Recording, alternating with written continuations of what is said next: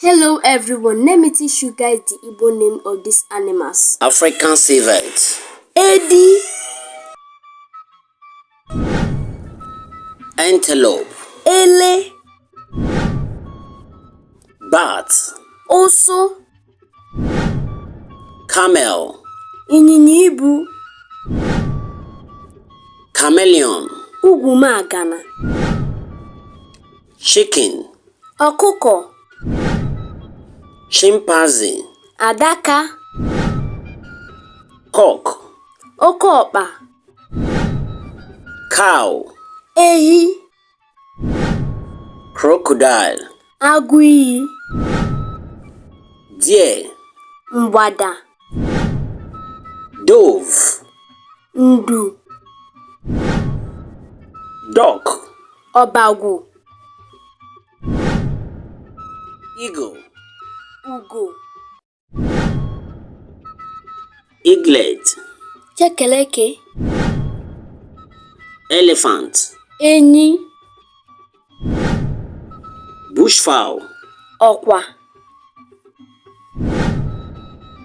gorilla, ọzọdimgba, grasscutter, nchi, guinea pig, oke bekee, guinea fowl, ọgazị, hawk, egbe, hippopotamus, enyi mmiri, hog, ezi ọhịa,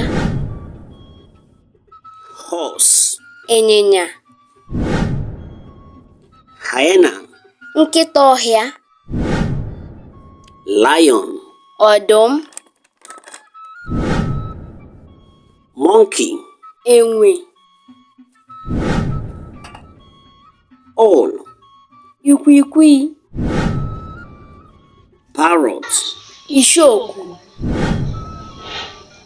pig, ezi, pigeon, nduru, python, eke, rabbit, oke ụlọ, ram, ebulu, rat, oke, sheep, atọrọ, snake, agwọ, squirrel. ọsa. My people, you see this video, please share it. To Saron, biko.